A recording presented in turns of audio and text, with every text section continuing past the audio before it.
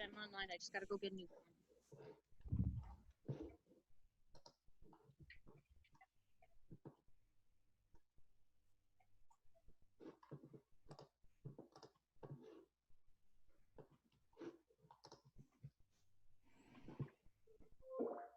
All right. Can everybody see the screen okay from what Gwen is sharing? Yep. Yes, thank you. Yeah, no problem. Okay. And just a reminder, we are recording tonight, and I believe the recording is started. So first and foremost, welcome to our sharing session as to what is happening in the reopening, or I guess the new normal of scouting. And we'll try and go through this presentation as best as we can and answer any questions you may have at the end. So at this time, I'm going to ask you to mute your microphones and minimize to minimize the background. If you also want to stop sharing your video, that might be better for the web connectivity for everybody as well. And we're going to try and stay on topic and try and keep the questions to the end, if at all possible. Okay, next one, please. So the overall agenda for tonight would be the key topics of returning to scouting, the overall plan. I'll be very honest with you. We have the highlights of the plan, but more details are coming out probably throughout the course of this week and next week. And then we're also going to open the floor up for discussions. The first thing that we are going to say is this plan is based on, we are going to be very, very prudent as far as going forward with the reopening of scouting. We are not going to be the first ones out of the gate. I'll make that very, very clear. I think everyone on a national perspective is agreeing that we are going to be slow and methodical and try and do it right instead of being the first ones out. So the virtual focus essentially is there is going to be no in-person scouting activities until at the very least August 31st of 2020. We are going to reassess on an ongoing basis, but we're not allowing any face-to-face or gatherings of any kind until August 31st within the scouting community. One of the good things that is coming out of this, depending on your point of view, is the extended memberships. Instead of going hardcore, hard press right now with getting pre-registrations done, we're going to hold off. So the current registrations that the youth and the adults have currently are going to be extended until December 31st of this year.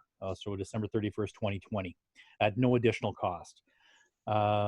More than likely around late October, November time is when we're going to start talking about what the new fee structure is. Let's get the pre-registration going and so on and so forth. But again, more information will come out from that. So to recap again, the membership that they currently have this year will go all the way into the end of the fiscal year. So December 31st, 2020. Virtual scouting, excuse me.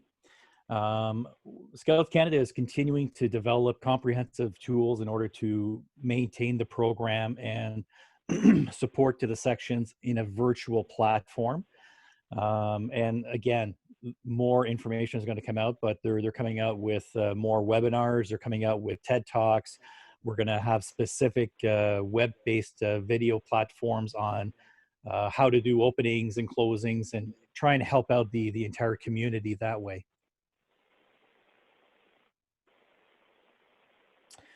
For the new scouting year, again, the registration will reopen in the fall. And to start off the new scouting year. So again, that is going to, more information will come out, but that will be January of 2021.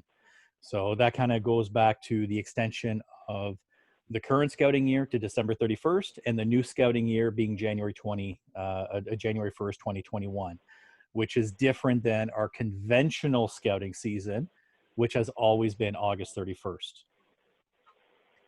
Next, please, Gwen.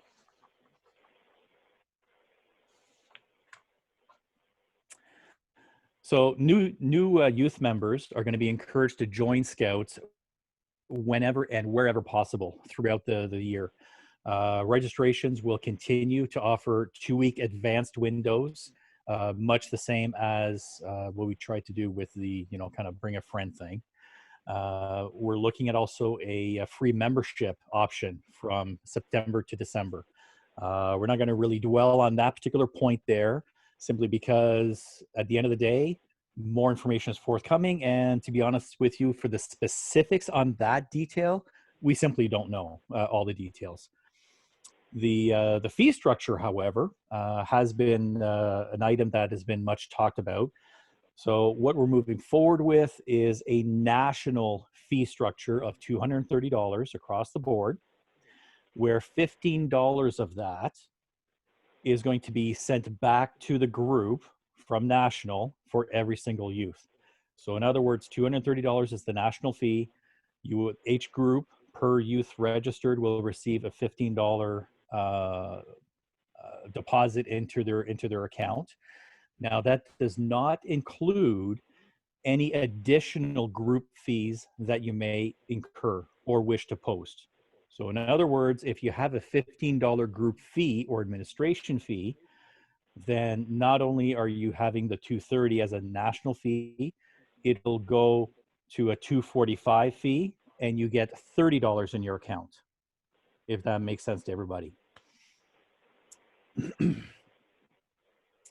Much questions have been brought to our attention regarding the new standards for in-person activities, including anywhere from social distancing to the personal protection equipment that we need to both have for Scouters as well as the youth. We are working on the actual guidelines for that release, and we will have something in place by September 1st of 2020. A lot of the guidelines that National is working on implementing is going to be a mirrored effect of what the provincial health and safety requirements are. So again, that's going to be coming shortly, and a lot of the individuals are going to be consulted on this. In other words, it could be CK3s, it could be CRMs, it could be group commissioners, or even Scouters themselves, as to what is the overall implementation. What do you think of this? What else would we need? Just to make sure that we do get it right. A section meeting for COVID readiness, approval form, flow chart is in development.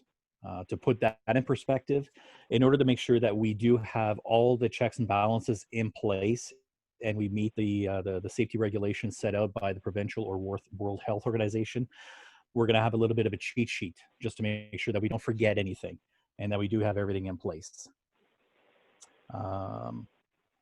One of the lastly on this slide as well, the FAQs for GCs. We are expecting another update within the next week with details supporting group operations within the return to scouting plan. So again, further details on everything that we've mentioned, and then probably additional items that are not covered in here. Next, please, Gwen. So in a nutshell, that was it. It was very exciting, wasn't it? So I guess we will open the floor up to some specific questions about what we talked about on a high level, and try and answer them as best as we can.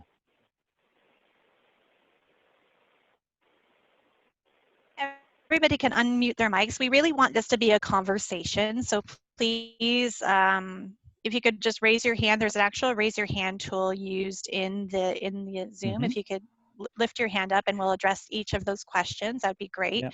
We really want, again, this to be as talking about what the potentials could be. Mm-hmm. As Jeff said, there are standards being constructed as we speak.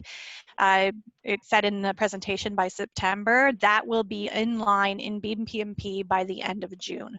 So everybody will have the new policies and standards in BMPMP by the end of June. Mm-hmm. They should be released within the week for consultation as well. So they'll go onto the BMPMP site for everybody to view, for everybody to see, for everybody to have comments back, and we'll make sure that you guys all have that link in order to provide feedback. And then the goal is by the end of June is to have the standard and policies put in place so that we can do in-person scouting in September. There was a there was a question here brought up by Bevan about any discussion with school boards concerning availability for fall. Right now, that's up in the air. The schools at this point have essentially told us that contract-wise, that's up in the air.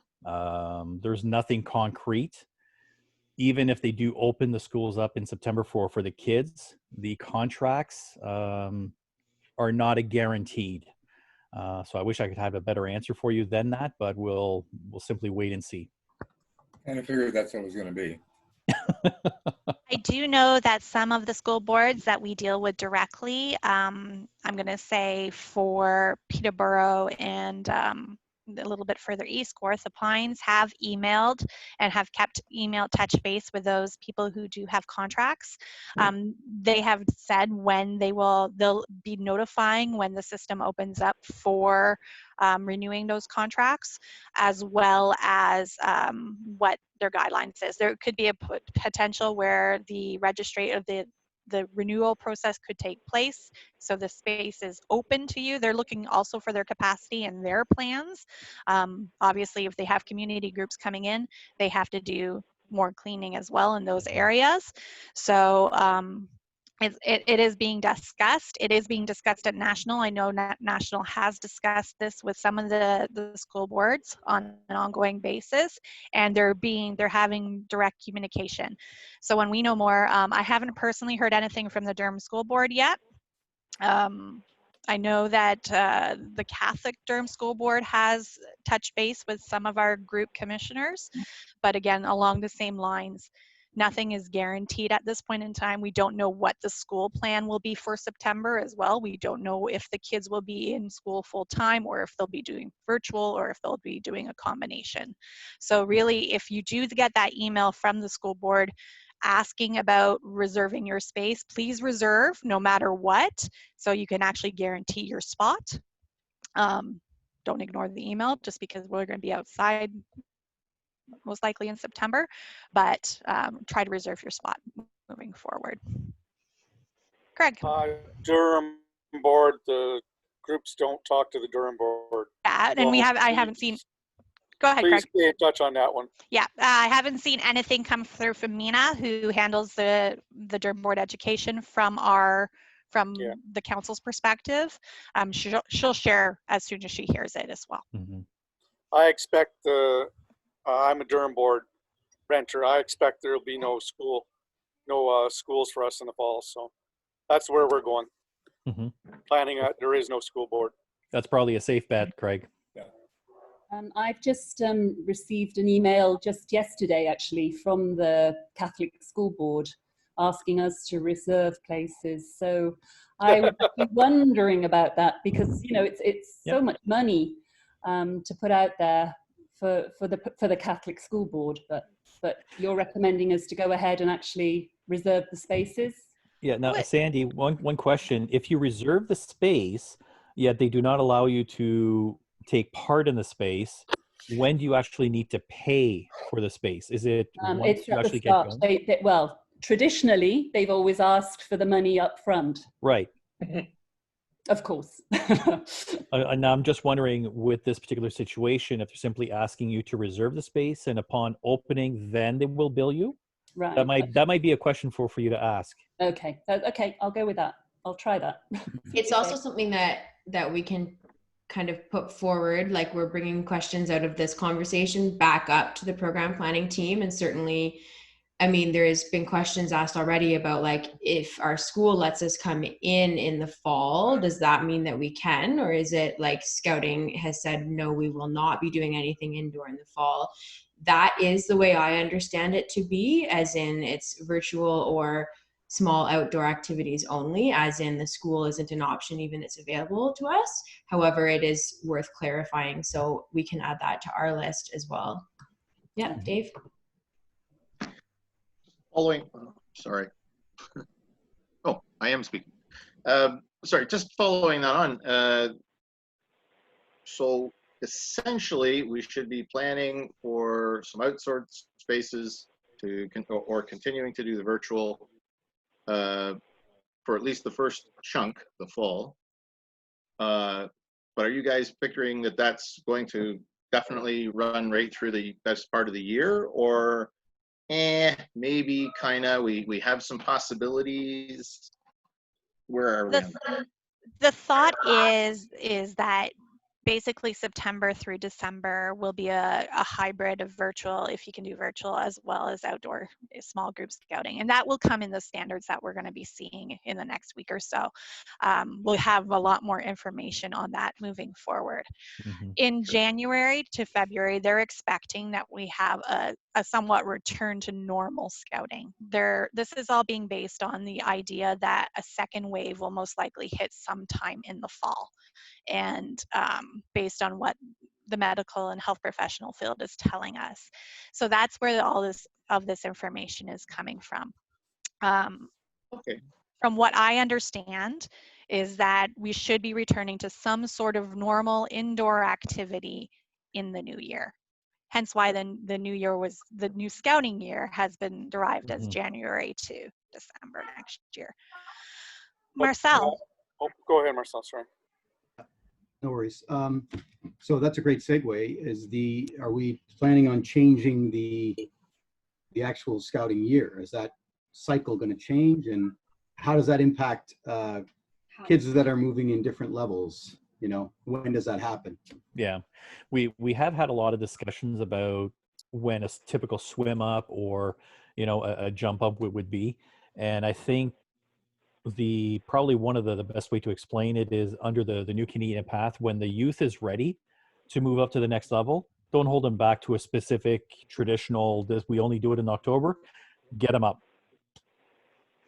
There's been a lot of communication about this, as Jeff has said. I mean, I know that I asked a bunch of our scouters and the council what their thoughts were. We had this meeting with our team last week, as well as a couple of group commissioners that we've talked to. And really that even the national office is looking for this information and feedback from everybody and what would be best. There is going to be some information coming down from council just on advisement. I've always said, a group is running how a group runs. So really, if you've done your swim up already this year, you're not looking to do another swim up in fall or December or something. The new scouting year, Marcel, is a pilot for next year. It will be a scouting year from January to December.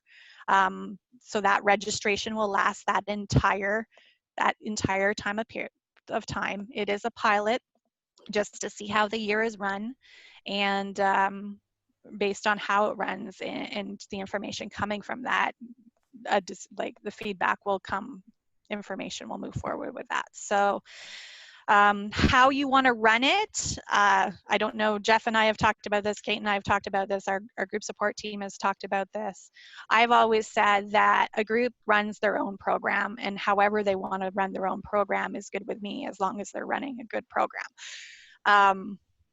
I've heard, I'm reading a lot about this, and people are worried, well, what are the expectations of running a summer program, for example? Well, the expectations would be the same as it is now. Like, if your group decides to run a summer program, you run a summer program. If you don't want to run a summer program, you don't have to run a summer program. It's really the registration timing is really the one big thing that's changing right now. So Gwen, on that, Sorry. it's Thomas. Sorry, Thomas. I'm just seeing who was trying to talk on my screen here. I'm the guy that's sitting incredibly still in the window. Yep, I can see you. Marcel actually asked a Cutting the grass.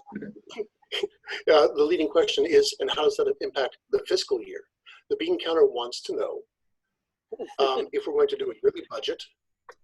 Yeah, hey, welcome to being a banker, right?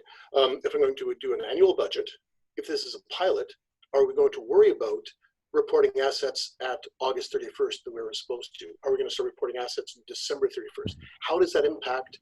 How does it impact us fiscally? It's a very good question, Thomas, and I've asked that question myself as well. I haven't received an answer as of yet. I don't want to say that our fiscal year is ending in August when we know that the year has been extended. Can I get back to you, everybody, on that answer? Because I haven't received the answer yet. The only concern I have is the fact you used the keyword pilot, which means we might be reverting back to school year calendar. You know, on a short-term tactical basis, it doesn't make a difference. If I have to pay for a school gym permit for an entire school year, great. I pay some out of one budget, out of the other. It really doesn't matter. But to me, it's that reporting of assets. I wouldn't mind knowing what the Scout Canada expectation is for season end, year end asset reporting. Good, great question. Yeah. Just wanted to add a little bit too to what Gwen was saying about just this whole conversation about the program year. I had a really great conversation today with a colleague and about how it really, if the group doesn't want to change the cycle that they're running their program, like because kids' lives from the time they're 5 to 18, like just run on that school year. So scouting starts in September and kind of ends April, June, or May, June, unless you do a few summer things. That would totally stay the same, except for the retention and getting them back in September may be just a different conversation because they've already paid for that September till December part. So in June, when you're saying, okay, we're kind of winding up, whatever your group does at that time of year, it's like, this is your plan for September because you've already paid for it. I thought it was just me. I like the music. I was cutting out again. Kate, you're a robot. Yeah, you cut out. I was saying something really meaningful. And that's the solution to life in general. Oh. That's the secret sauce. To go back to Thomas's direct question about the fiscal period, I think because this is a pilot, nothing has changed administratively or through BP&P. So for the time being, it is set forth that it's August 31st as far as reporting the assets. So let's just move forward with that until we hear otherwise. Do you see any problems with parents that don't want to pay from January to December, feeling that they're just only in there for the school year?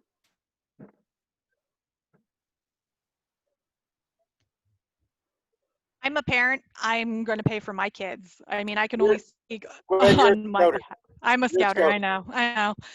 It doesn't count for me.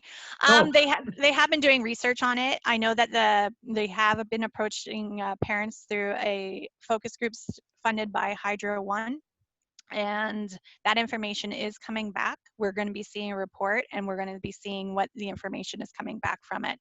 A lot of this information, I know they have high-level feedback currently, but not in detail to what they're saying. They're saying, do I think that it might affect some people?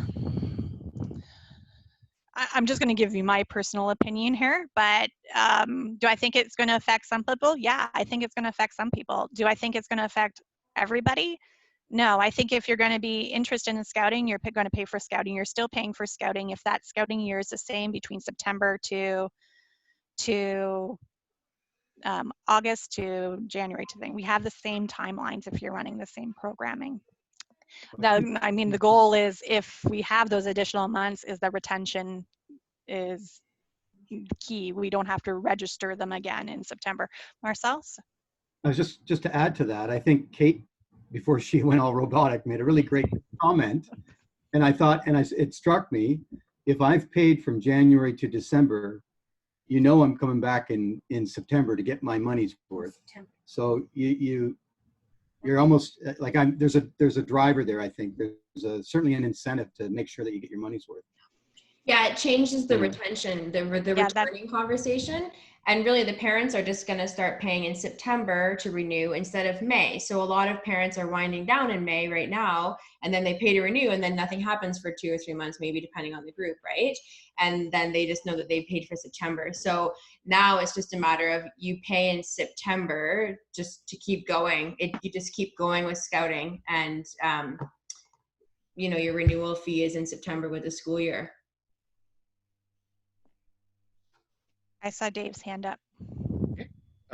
Just that the call to extend and not actually try to say, okay, give me your money, to parents in September and just extend the existing registration through to December is excellent.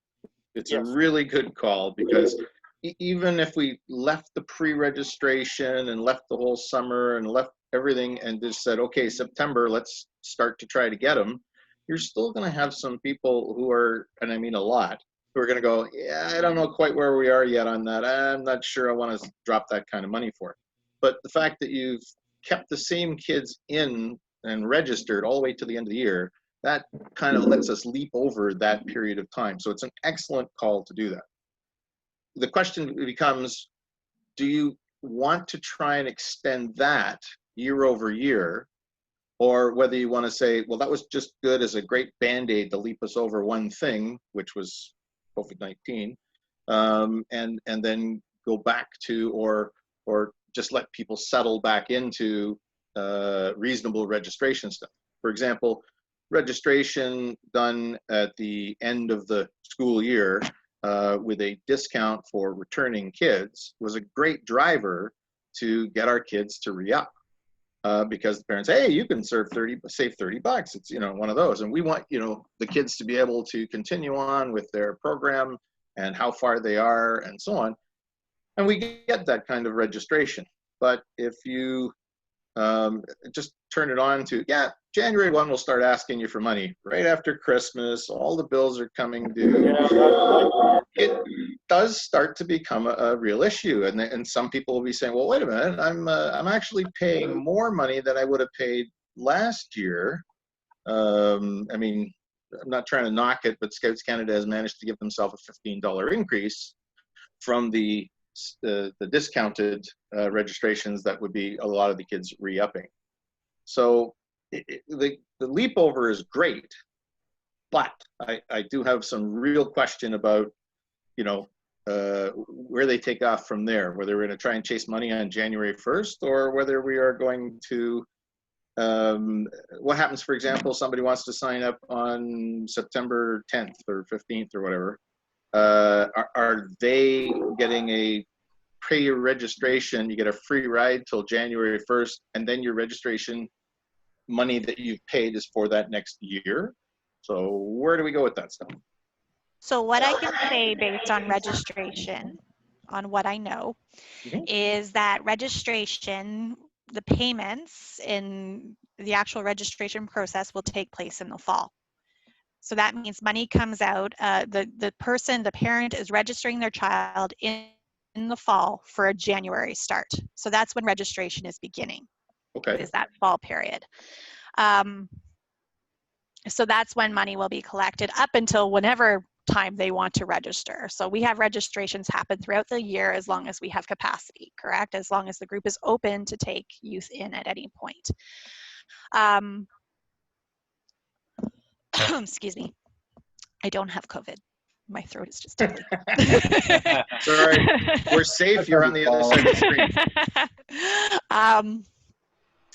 So that's the idea, is to have the registration in the fall, because I mean the big thing again is what you said, Dave, is that Christmas is around that time period as well, right? Is. We have Christmases in December. They're not going to do registrations in December or January.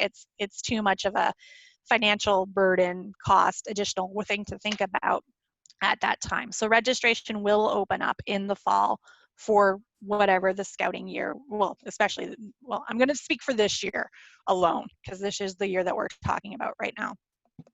Registration will open up in the fall for the next scouting year. And that will be it will open up, the returning youth will have a 2-week time period in order to register first, and then it will open up to additional registration if there is capacity. And I want to say too, I mean, I know that, and Jeff and we didn't want to delve into the sign up for free portion between September and December. But and just because we don't have the full policy on it yet, I don't want to give out false information when I don't know all the information as of yet. But we know that even if you're accepting a youth for a trial period, let's say, you also have to ensure that you have capacity for that as well, right? We don't want to say, yeah, you know what, we're totally going to open up this group to free trials, but we have nobody to run this group. So I want to make sure that when we're looking and when you see the, excuse me, the free trial information that we're seeing online is always due to what we have capacity for. Right. So our youth will get, our current youth, our current members will have the first chance to register in the fall, followed by the regular open public time of registering. That means they're, if they're paying, they're going to be paying for a January registration. If they're trialing it, they're coming in for September, December. They might be able to register after if you have capacity. I hope that makes sense. It does, but just checking on that, if we have returning kids and the first couple of weeks of September, somewhere in there, we get them to sign up and collect their money, that starts in January 1 and goes on from there, that's fine because they're already in. The new kids, if you have somebody join in September, what I'm hearing you say is that they need to pay up in front when they register so that we have all the information. But their time actually starts January 1 to December 31st the next year. Is that right? No. Well, it's not, it's not quite, we don't have kind of those exact details. And one thing that we're waiting to come out is how the capacity will happen. So my suggestion would be that if you have, like with what we know now, right? So you have your renewals, they pay because they're used to the process. It's all good. They're lifers. It's fine. You have somebody new that comes in September. They sign up as the free trial, right? You may choose to reflect your capacity that's available for registration to like include that free trial or not.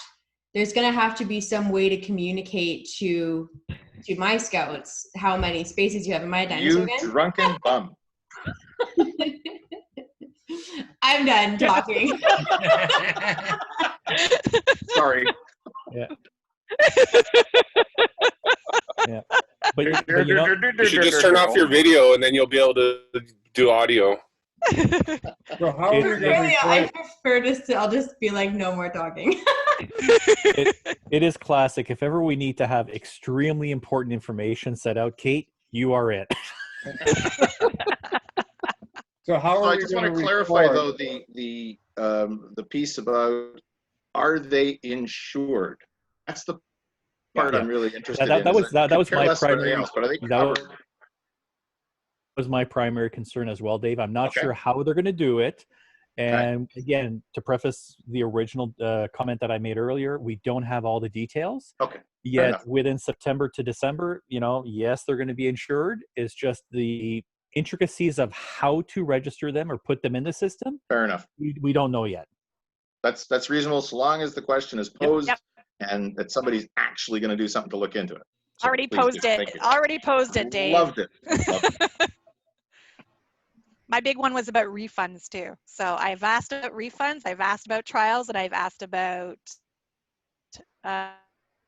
registration costs. And by the way, all questions if I've anybody asked asks a free trial, the answer is no. Jeff. Oh, Jeff. So the volunteer- Jeff. I would say I'd double their money back. I'd be generous.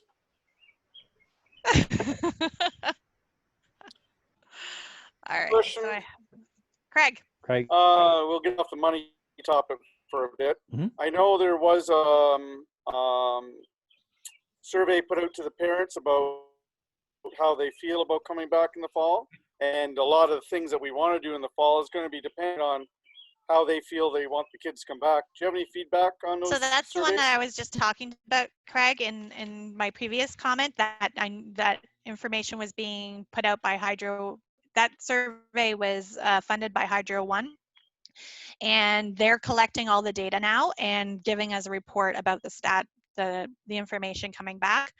A lot of our information is, I mean, Jeff and I have sat in a couple of meetings with the CRO, and he's been going through where this information is coming from and their thoughts about how we should move forward and so forth.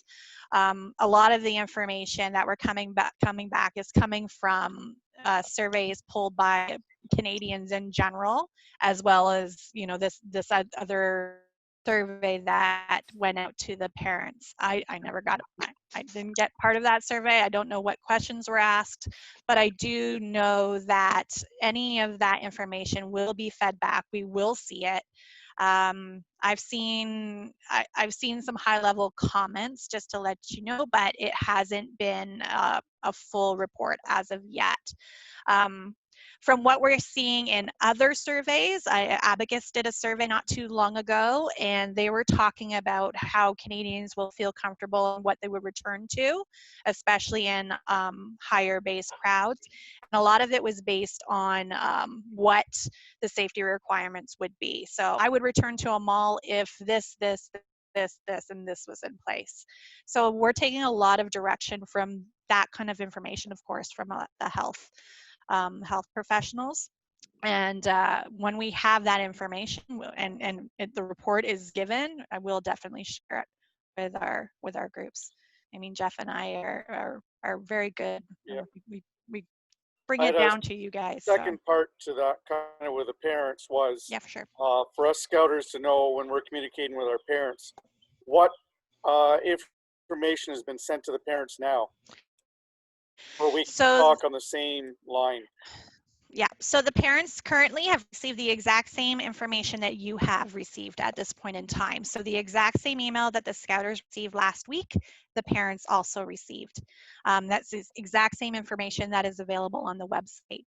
As soon as we receive the additional information, the additional standards, it's actually, I believe it's called the pandemic standard for BPMP, we will share that with you.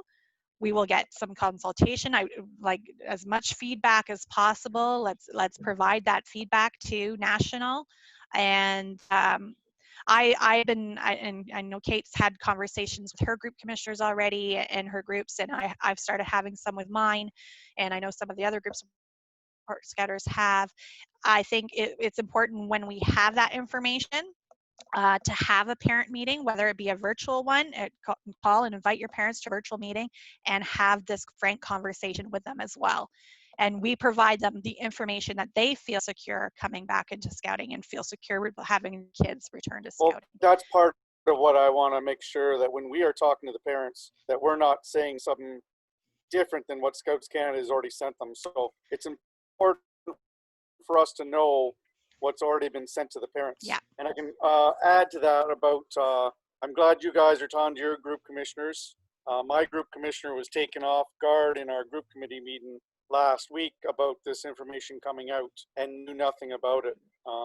So I would suggest, you know, with all the work that's been done with the group commissioners in the last year, with what Amy's been doing in her great program, I feel that the group commissioners have now been left off to the wind. I think they should be the first people to know what's coming down the pike before it's all sent out on the wire again. Yeah, so I can tell you what the standard protocol there is, Craig. So basically, I see you, Cindy. I'll get you in a second. The standard protocol is the information comes down to Jeff and I at first. Jeff and I get advance notice of everything, all the information coming down. We pass it to our group support scouter team. So they have the heads up. They know we talk about it usually before we even distribute it. They should be sending it down to their group commissioners and having those discussions as well. That's the communication protocol that we've been following. If that's not happening, let me know and let Jeff know. So you know right now. Okay. That's Cindy and then Bevan. I just Cindy? want to add to his comment. Like you said, let the group commissioners know. Yes, you guys are letting us know. What I found was we got the email about it the one day, and it only happened because I was at home that day doing office admin. I was able to catch it. Then the parents were emailed it the next day. So sometimes we don't get a chance to check our email that day. So that's when the overlap is happening. So is there any way we can like put off a day or two till we have a chance to actually say, oh, we need to check our emails and look at it before the parents are notified and asking us questions? Definitely. I'll bring the feedback up to the communications team. That's an email that comes from national. I have no control when that goes out, but I will definitely bring that feedback back. That's what I can do. And Cindy, to your point, I do agree with you, because sometimes we get communications and I check it late at night and it's like, oh geez, it was sent out mid-afternoon, but this is being sent out to everybody tomorrow. Yeah. And I haven't had a chance to really look at it and really understand it myself. Absolutely. So yeah, it's I think we need to extend the timelines a little bit more, just so that we have better understanding and not tripping over what's already been said. Especially with us being, all of us being volunteer, sometimes our workload is so much. Plus this COVID teaching and everything now, it's just a little more on our plates now. Absolutely. Totally agree. Bevan. Oh, I was just going to say the same thing. Is that like there was the from national to the commissioners, like in a day in advance, saying this is what's going to be going out tomorrow. So yeah, that did happen. I guess it's just a matter of when you get a chance to read it. Yeah, I think I'd like a bigger timeline between them personally myself, but it's feedback that I will definitely bring back to the communications team. It's something I can give directly to my direct report too. On a positive note, however, communications are going out more frequently. And we do have a process, and we're sticking to that process. So it's something that if Jeff and I find or CK3 finds something out, I share immediately with our group supporters. They get the same email that I get. And then we usually discuss it, and then it goes to the commissioners. If that's something that comes to us personally, the national stuff, I can give feedback about the national timing. I want to go back to the 70s. That's it. There's a lot of people to phone. Bev.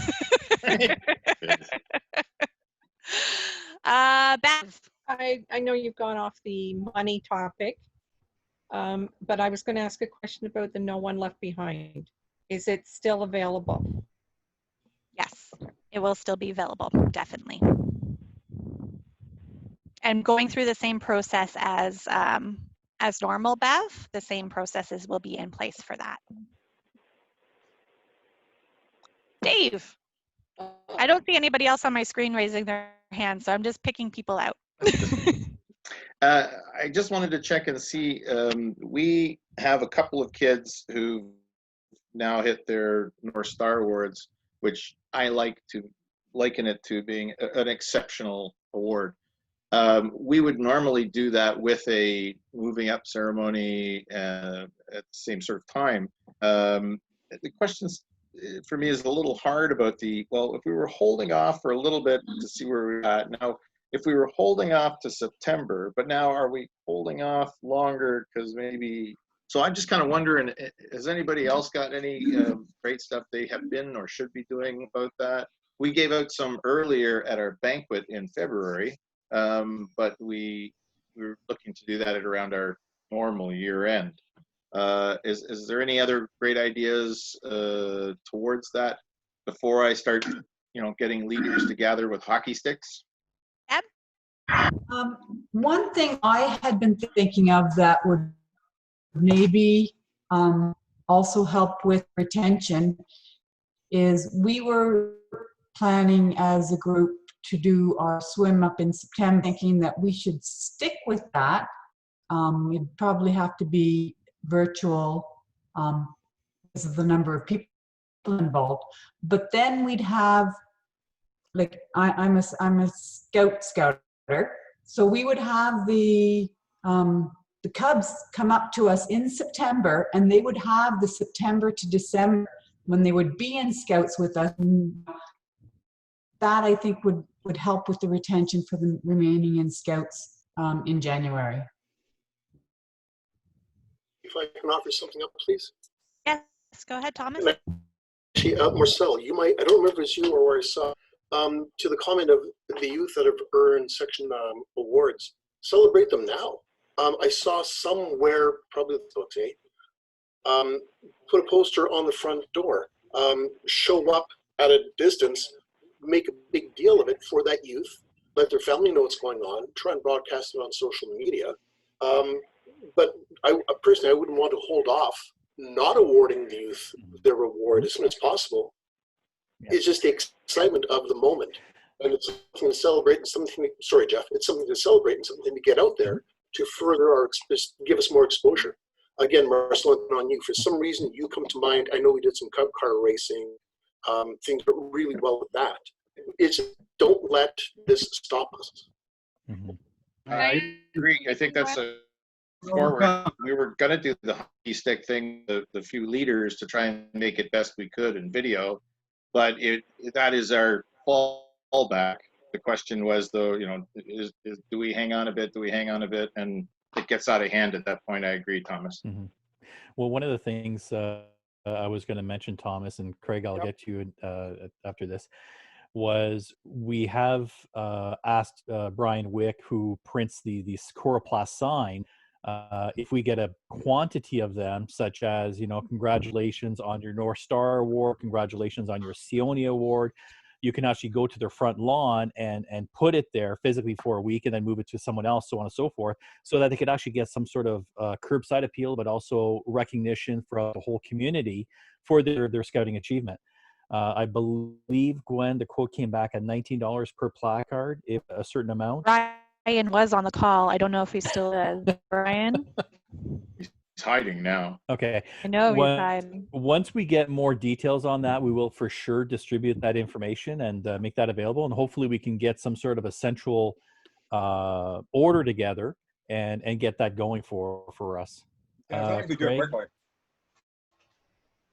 Craig, you had a comment? I was just saying, I haven't, the virtual and COVID hasn't stopped me from doing a lot of in-person stuff. When I say that is, we've been doing drive-bys for birthdays. Each week I show up at one of the youth's home and I plant a Canadian flag in their front lawn, and they do the opening in their front lawn while I stand back and broadcast on Zoom. So Chief Scout, same thing, you know, we've been doing the birthday posters. Make up your own birthday poster, and for your meeting that night, have everybody drive by and wish them Chief Scout. So yeah, there's lots of things you can do, and you don't have to be in proximity of anybody. Yeah, I'm going to go to Marcel, and then I'm going to go to Gordon, because he's had a question in the timeline, and so has Derek. So let's go to Marcel, then Gordon, then Derek, then Shelby. So, we have some questions in the comments too, in the chat. I'm trying to watching them here. Okay, so briefly on the signs, the lawn signs, we actually got a quote. They're $19. At Brian. At Brian. That was from Brian. Yeah. So if we can get them cheaper, that'd be great. the only other question, if we can buy bulk and get them cheaper, then that's wonderful, because that'll have an impact on the price. The only question I had is, I do have one of the parents is a bit, I need to call ahead. They're a bit private, so I had to call ahead. But other than that, and then just to add to what all the activities, I think we adapt and overcome. I said, I think we need to ensure that we've built a community with these kids. We need to maintain it, and all of the interactions. If they come to the meeting, great. If they don't, it's fine. You know, I mean, they're on these computer devices more now, so it can be tiring. But we have got to out there for them so that we maintain this community that we've built so cautiously, right? So it worked hard on. So anyway, I'll stop now. Okay, Gordon? Yeah, hi. Sorry, I joined a little bit late. That's We had okay. our troop meeting tonight online. So, anyways, my question's around the new scouting year. Is it they want to go from January to December now? Is that what I'm reading correctly? For next year, yes. Yeah. Is there a reason for that? Like, I've just been reading a lot of people's comments online about that, and I guess the main issue that's come up is we're used to following the school year. I just wondered that, and also my other question was, typically September is the time when kids go from Beavers to Cubs and Cubs to Scouts and so on. So is that gonna be changing, or what's up with that? Jeff? Thanks. To give you Cole's notes of everything. with the new program under Canadian Path, we can simply, whenever the youth is ready to migrate from one section to another, or swim up, move up, jump up, whatever your terminology is, don't hold them back. Don't wait until October, because that is the tradition. Get them up to the next level. Celebrate the going up. The other component that was asked about was the current BPNP with the financial accountability aspect. It is still technically August 31st. That's not changed. Once it changes, then we'll make that public as well. So just follow that process. When it comes to the year of scouting, the reason that we decided to push back the registration to the January is simply to have this particular scouting year extended by, let's say, 6 months, and not worry about, well, should I really come back to scouting? Yes or no. So we're essentially extending the current scouting registration, but accepting new ones as well. Does that answer your question, Gordon? Well, kind of, yeah. I guess we were wondering why we just wouldn't do a half-year registration and then we'd be back in the normal swing of things. Yeah, the current registration periods right now, where it's December 31st or January 1st to December 31st, is pilot. There's a number of factors. COVID was one of the instrumental factors. With the other factor was a lot of feedback from parents, and we're just seeing to see if this will be a better solution for the majority of the people out there. So this is something you've been talking about for a while then, is it? And I'm not going to say we've been talking about it for a while. I think with what's been happening with the social distancing and the COVID and a lot of the questions that come with the reintegration or getting back into the face-to-face scouting, it was one of the solutions that, you know what, we're not going to add any more undue pressure to anybody, and we're going to have everything status quo for the registrations and just bridge it to December 31st. Should we have any youth that want to try out scouting, insurance-wise, they're covered. The finite details on how that trial period works, we are unsure yet. As soon as that come down from the national level, then we will disseminate that information as well. I've seen a lot of good things online with the virtual meetings and the virtual camps, and we had one of our scouters put together a 15-minute video with all the youth submissions, and it was pretty good. Mm-hmm. They had their own camp at home in their backyards and whatever, and sent in videos and pictures, and it was pretty interesting. People are getting very, very creative, and it's awesome. Mm-hmm. Derek, did you want to ask your question, or do you just want me to ask it out loud here?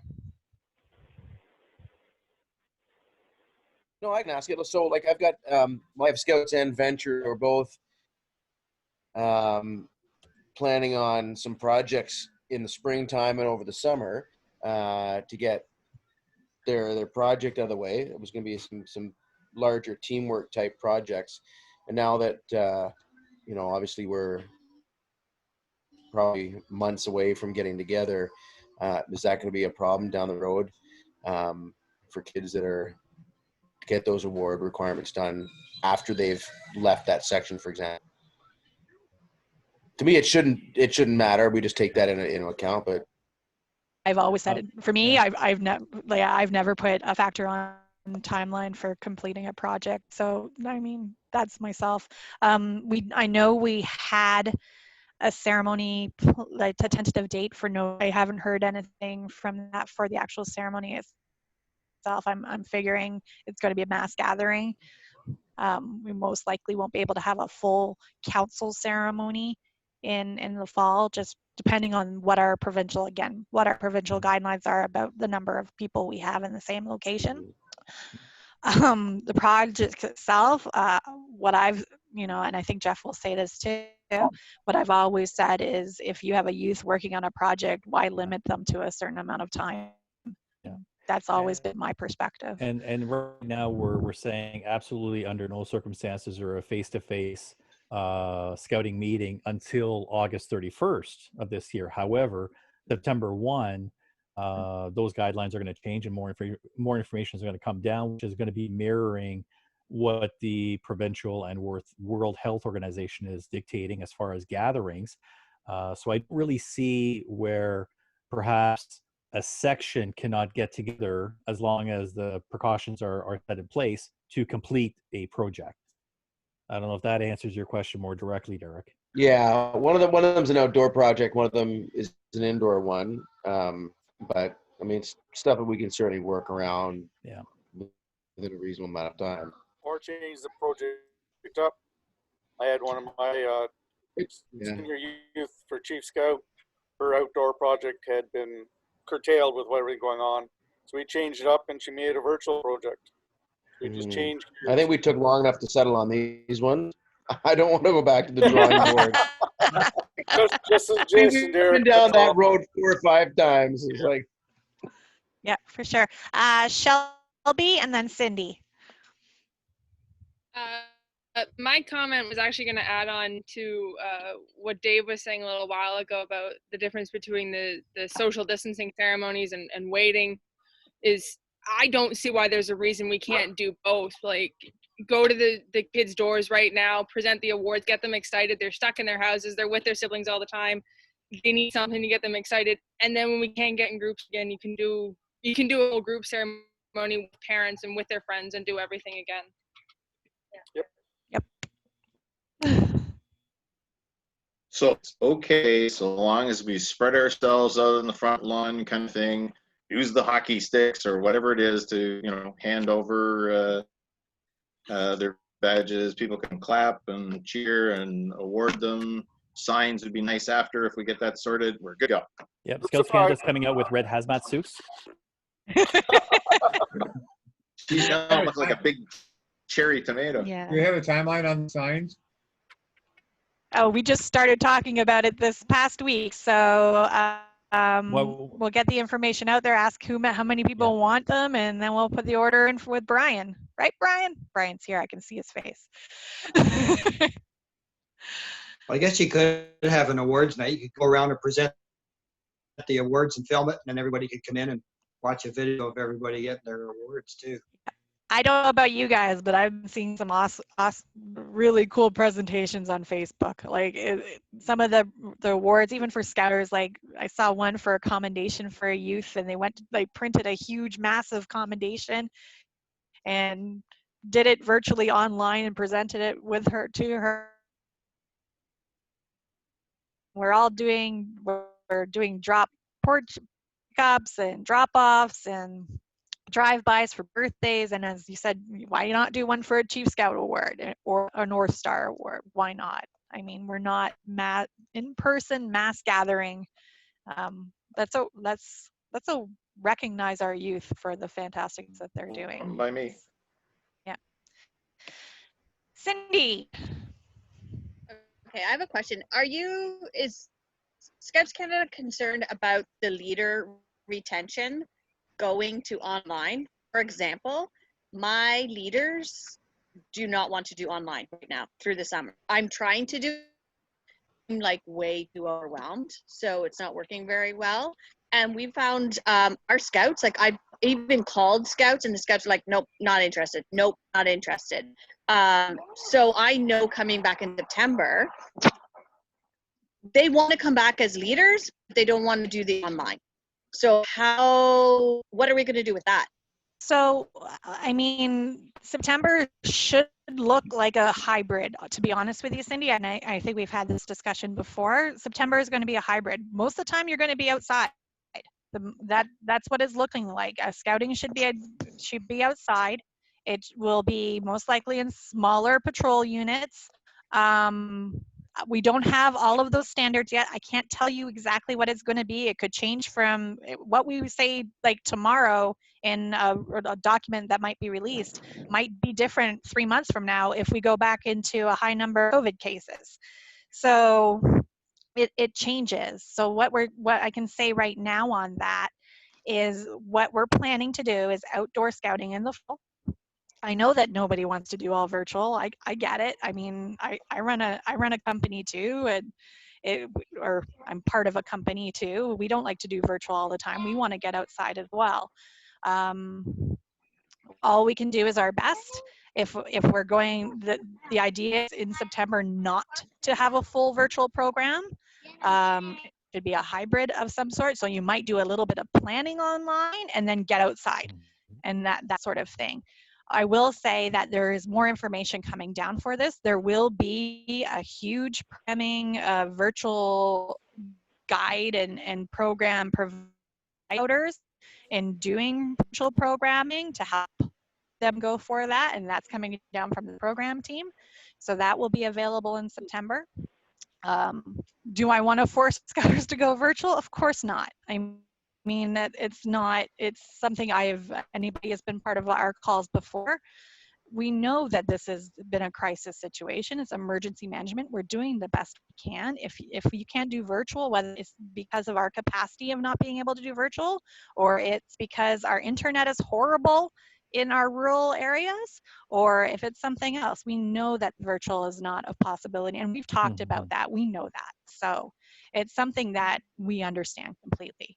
And that's, again, if you look at why we're extending the scouting year too, I've said a couple reasons. I mean, first is to extend that goodwill to say, hey, parents, we're extending our scouting year. We've missed a couple of months. Let's get back outdoor for a couple months.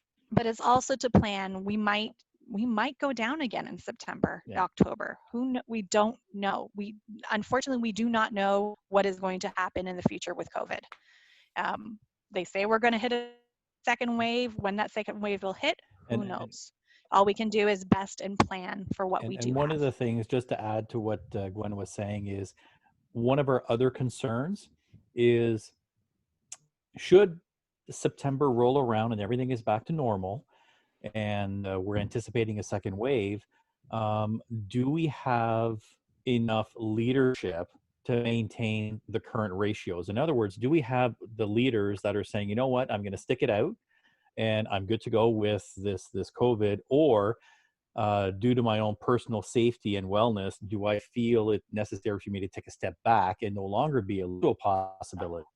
So I think we also have to have that, viewpoint at the forefront and make sure that we do have enough people in the wings ready to go and enact with, come September and bring the patrol outside of this virtual world. Craig, you had a comment? I just wanted a comment for Cindy, because the team I'm working with at Troop is dealing with the same kind of concerns you are.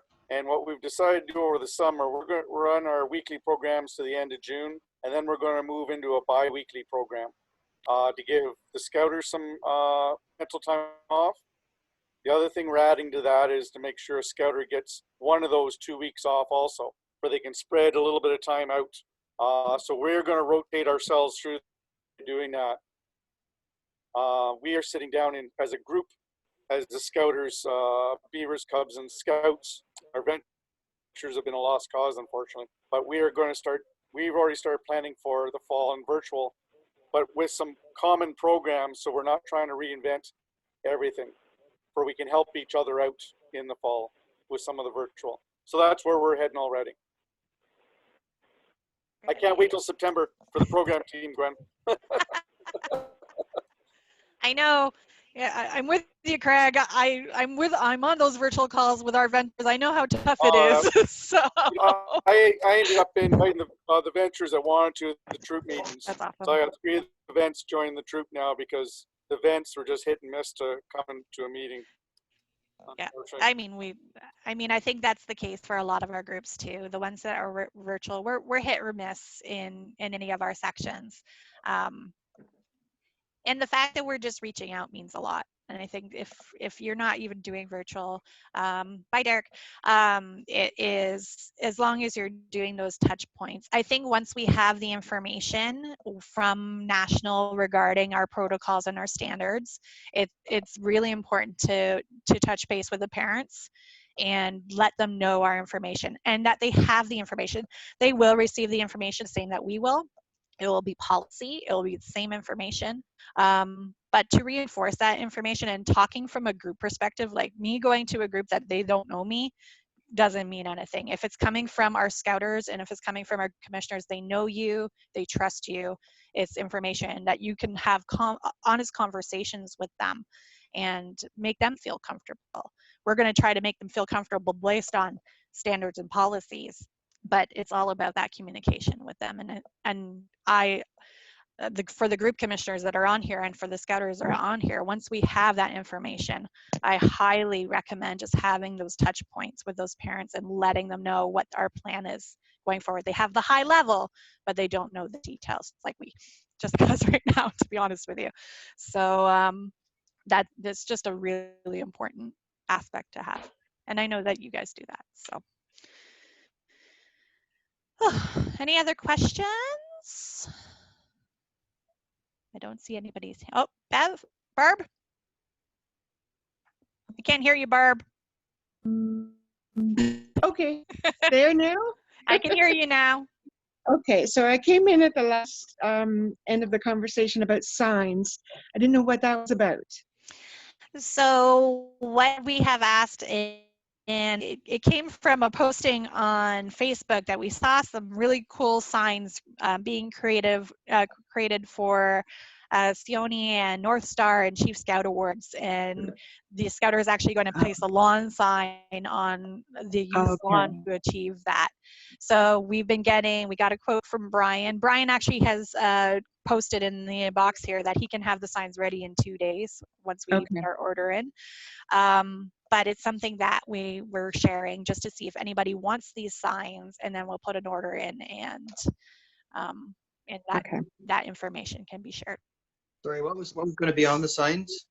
It could be congratulate. I don't know what the exact words are yet. Why don't we? Sorry, I didn't mean to cut you off, but why don't we just look at doing the templates with Brian, and then we'll send it out to all the groups and say, okay, which ones do you want, how many, and then we'll take it out from there, and then go to Brian with the order. Yeah.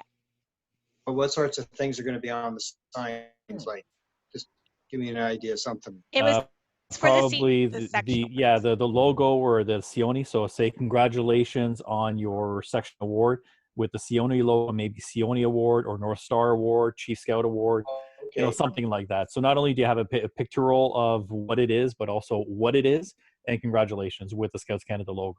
You go pin that on the Scouts lawn or something. Yeah. Correct. Yeah. Well, okay, gotcha.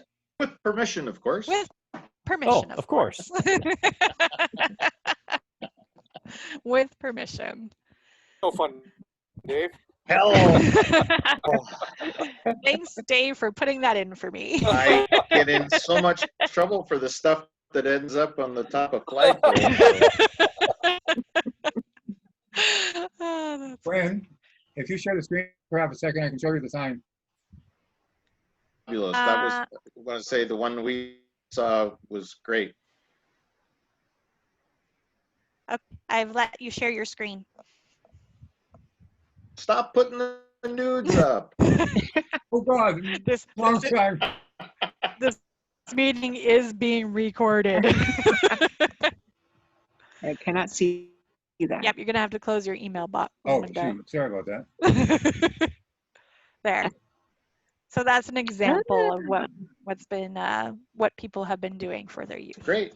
Okay. That's awesome. What I'd like to do is rather than say we'll have a couple and rotate them through, is we'll actually get the leaders to, the scouters to sign it and personalize it for each kid so that they keep it. That's cool. Congratulations, Fred, on achieving the award. That's really cool, Bevan. I like that idea. Of course, it won't fit on the uniform, but what the heck. It's the recognition. It's there in front of them. So I love the idea as soon as I saw it as well. Cindy. Not to mention fees, but who would be paying for those signs? The groups. The groups. Of course. I'm going to buy more ourselves. Yeah. Council, yeah. No, that's been well spent. You're right. Want the truth? If the group didn't pay for it, I would. Oh, good. That was recorded, right? Yep, that's right. Dave, you're getting the bill for everything.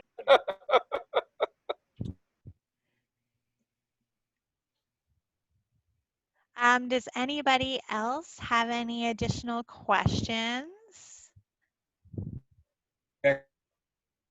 Claire?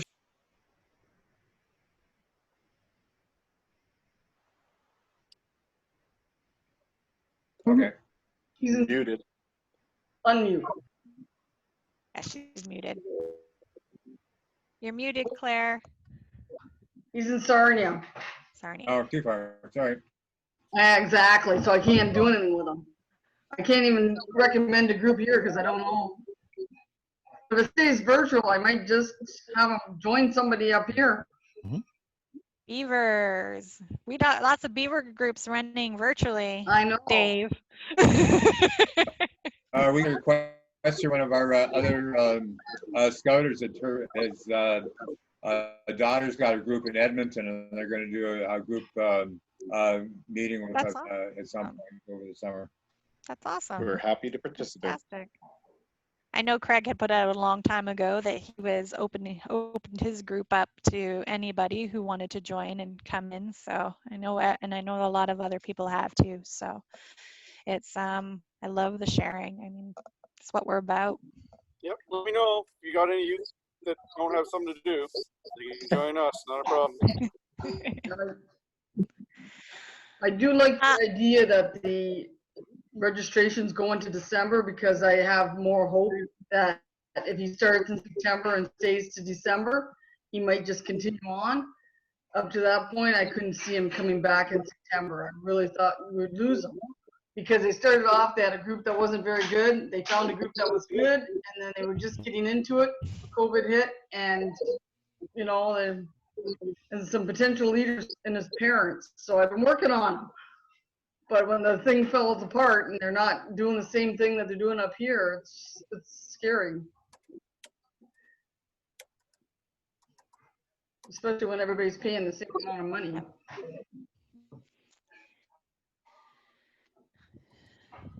I'm just looking for questions or hands up. I think we're looking good. Is Jeff, do you have Gordon? Is John Parks on tonight? Yes, he is. He was. Yep. On. Yes, I'm Yeah, here. John. Kind of a question for you. Do you guys need any help down at the Henry Park to do some work down there? That's a question. Just reach out there. You may be doing grass cutting in June, but that's on his schedule at the moment. So reach out to him. Okay, I will, because I might have some time that I could go down and do some grass cutting or weed whacking or whatever. Excellent. I'm assuming that all has to be done. You don't want to let that go. We do have protocols. We do have the approval to do that once in June. But as I say, you need to work with Derek and see what his schedule and plan is. He's working on it. All right. No, I just, I've seen a lot of really encouraging stuff online, and it, this virtual stuff is not what we signed up for, but I think it's, given us all a good challenge, and some of it's been fun actually. So at least we keep the youth engaged and those that are interested. But it's gone kind of like the schools. My son's a school teacher, and he said, when they first started, they had a lot of them there, and now they're down to, some of them have one or two in their class, and the same things happened. We had almost all our troop here, and now we're down to less than 25% that are coming. So Beautiful weather now coming in now too, right? So everybody wants to be outside.